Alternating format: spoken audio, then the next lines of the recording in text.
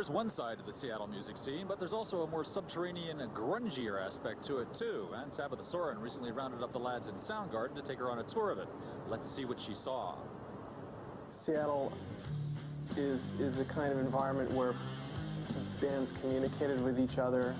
They played each other their favorite records. They did shows together and so forth. Is there any Seattle scene? This was the scene.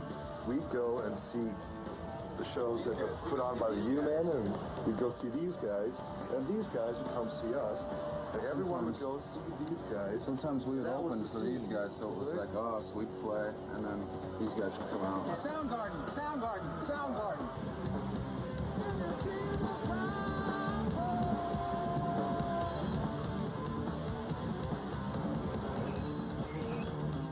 So this is actually where you got the name from for the band? Yeah, we didn't name ourselves after the sculpture, we just liked the name. This is where Nirvana lives now. There's a light on in Kurt's room, so we can just get his attention. Kurt! Chris! Nirvana, Nirvana, Nirvana! We were just jamming in this shack and moved out of town, started playing gigs in Seattle, made a tape, Sub Pop heard it, and the rest just keeps snowballing.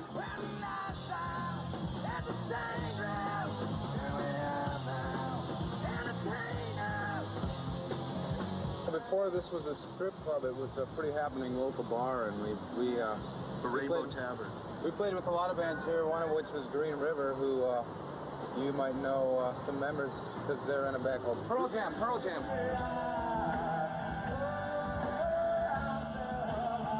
Anytime you have a place where a lot of people are playing music and influencing each other and not having this big, broad microscope on it, things can get pretty mutant and then they can develop into their own thing.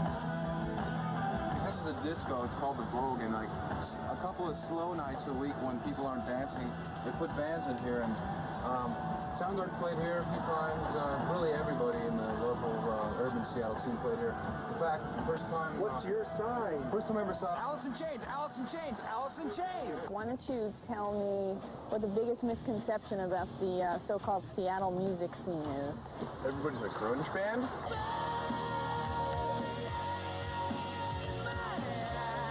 The record companies caught on when Soundgarden and all that moved to major labels, and then everybody else needed a Seattle band. So there is really no Seattle sound at all.